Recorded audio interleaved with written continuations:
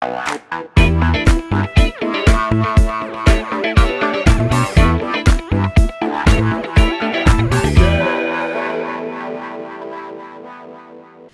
Assalamualaikum warahmatullahi wabarakatuh. Selamat pagi Healthizen dan Civitas Hospitalia RSUD Ciawi. Jumpa lagi di Talk Show Sehat edisi Hari Jantung Sedunia bersama saya Ananda Rizkia Azahra dan rekan saya Esti Irianti. Ya, kami berdua adalah ahli gizi di RSUD Ciawi. Nah, dalam rangka memperingati Hari Jantung Sedunia, hari ini kami mau membahas tentang gizi yang baik bagi penderita jantung. Baik Mbak Esti, mungkin bisa dijelaskan nih bagaimana sih cara untuk menjaga kesehatan jantung dari segi makanan yang kita konsumsi, khususnya pada orang-orang yang memang menderita penyakit jantung ataupun memiliki riwayat penyakit jantung nih Mbak. Baik, terima kasih Ananda. Assalamualaikum warahmatullahi wabarakatuh. Selamat pagi teman-teman semua. Pada hari ini kita akan sharing sedikit ya, berkaitan dalam rangka memperingati Hari Kesehatan Jantung Sedunia. Jadi kita akan membahas nih kira-kira nutrisi yang tepat bagi pasien dengan dengan penyakit jantung itu seperti apa. Mungkin beberapa orang masih belum mengetahui nih kalau misalnya pasien dengan penyakit jantung itu makanan apa aja yang harus dihindari atau yang harus dibatasi. Yang pertama, untuk penderita penyakit jantung, makanan yang tidak dianjurkan adalah makanan dengan kandungan lemak jenuh dan kolesterol tinggi, sebab beresiko menyebabkan terjadinya penyumbatan atau plak pada pembuluh darah di jantung. Selain itu, pada pasien jantung dengan riwayat hipertensi atau UDEM atau pembekakan pada tubuh juga disarankan untuk mengurangi asupan natrium. Selain itu, pada pasien jantung dengan riwayat hipertensi atau mengalami UDEM atau pembengkakan pada tubuh juga harus mengurangi asupan natrium, seperti makanan yang asin dan diawetkan, sebab natrium dapat meningkatkan tekanan darah yang dapat memperberat kerja jantung, serta meningkatkan cairan dalam tubuh sehingga menimbulkan UDEM. Satu lagi nih, pada penderita pasien penyakit jantung juga disarankan untuk mengkonsumsi makanan tinggi serat, terutama serat larut air, seperti pada sayur dan buah-buahan, yaitu bisa dikonsumsi dengan frekuensi sekitar 4-8 kali per hari. Nah, sebab serat ini dapat membantu menurunkan kolesterol di dalam tubuh. Baik, dari tadi kan Mbak Esti sudah menjelaskan ya bahwa memang pasien-pasien penderita jantung itu yang ditekankan adalah asupan lemak, terutama yang mengandung lemak jenuh dan juga kolesterol. Nah, bisa dikasih contoh nggak sih Mbak nih buat Healthizen di rumah, apa sih kira-kira bahan makanan yang memang mengandung lemak jenuh dan juga kolesterol? Iya. Jadi contoh makanan yang mengandung lemak jenuh itu seperti kuning telur, terus daging sapi, daging ayam yang berlemak, cumi, udang, kepiting, kerang-kerangan, juga terdapat pada keju, susu full cream, dan juga santan kental. Baik, lalu nih Mbak nih, ada beberapa pertanyaan ya, biasanya pasien-pasien dengan penyakit jantung itu menanyakan. Mereka tuh beranggapan bahwa apabila mereka menderita penyakit jantung, mereka tidak disarankan untuk mengkonsumsi makanan protein hewani, khususnya daging. Apakah itu benar Mbak Esti? Untuk penderita pasien dengan penyakit jantung, sebenarnya masih boleh tetap mengkonsumsi sumber protein hewani, tapi tetap harus memilih bahan makanan yang mengandung rendah lemak jenuh dan kolesterol.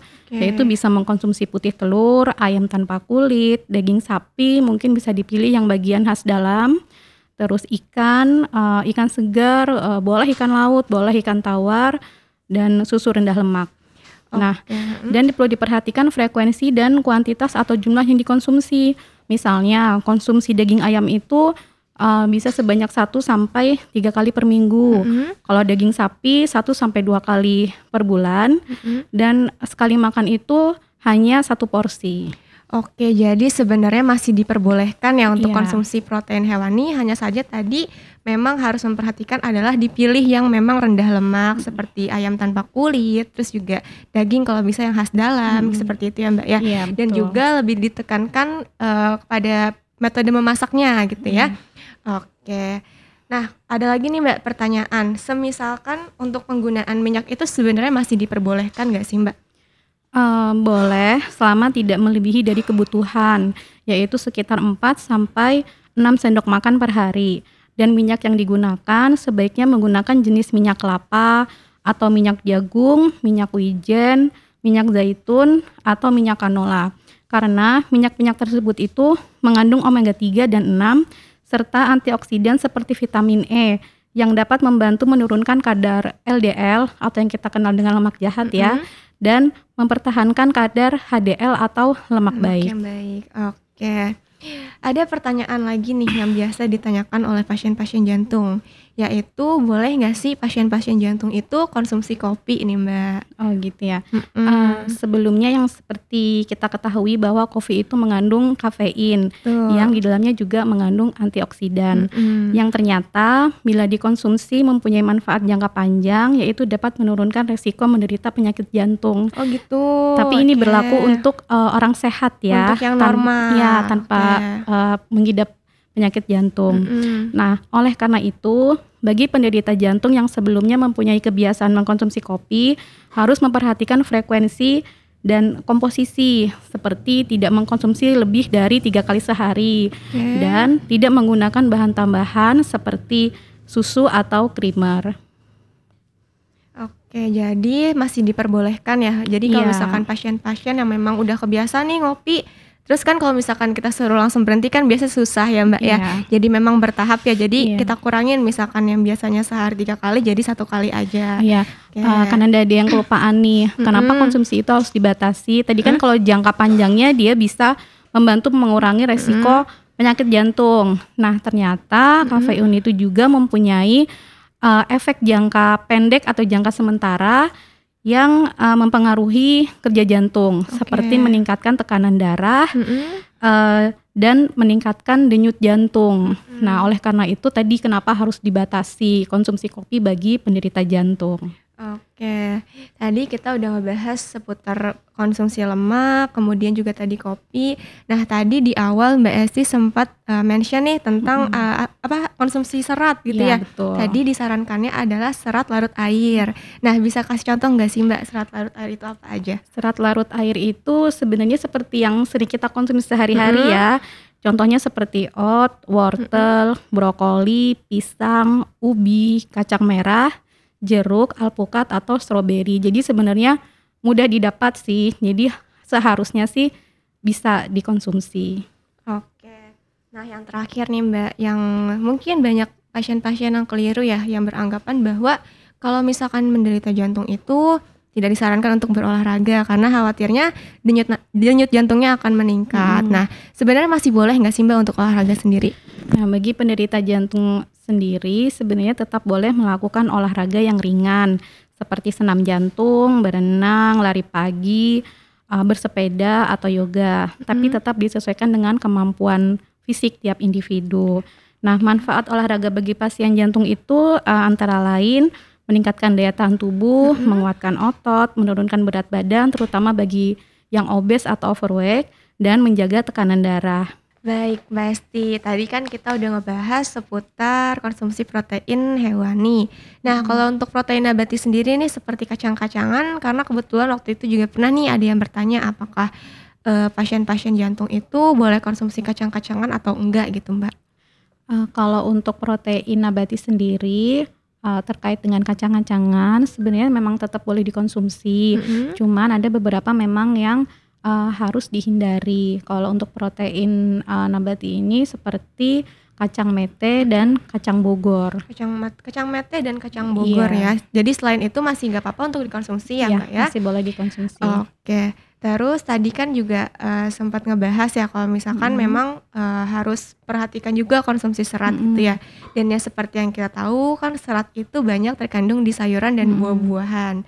Apakah semua sayuran dan buah-buahan itu aman dikonsumsi bagi penderita jantung? Semuanya boleh, cuman tadi ya mengutamakan serat larut air. Selain itu juga menghindari buah-buahan dan sayuran yang bergas. Contohnya misalnya kalau buah-buahan itu yang bergas seperti nangka atau durian.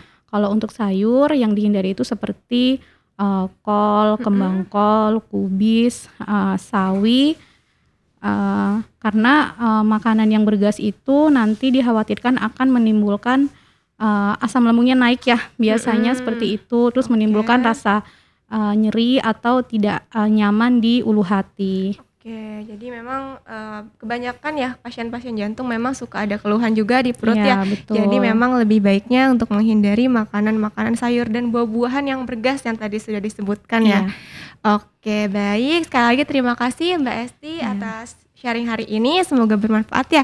Dan terima kasih juga kepada seluruh Healthizen yang sudah mengikuti pembahasan kita dari awal sampai akhir. Nah, nanti saat video ini sudah tayang, boleh banget untuk di-share ke keluarga terdekat, kerabat, agar kita semua bisa menjaga kesehatan jantung kita dengan apa yang kita makan sehari-hari. Baik, jangan lupa untuk follow akun Instagram RSUD Ciawi di @rsudciawi_official, dan juga jangan lupa like, komen, dan subscribe channel YouTube RSUD Ciawi, dan ikuti terus untuk talk sehat selanjutnya untuk informasi seputar kesehatan yang akan datang. Oke, terima kasih. Wassalamualaikum warahmatullahi wabarakatuh.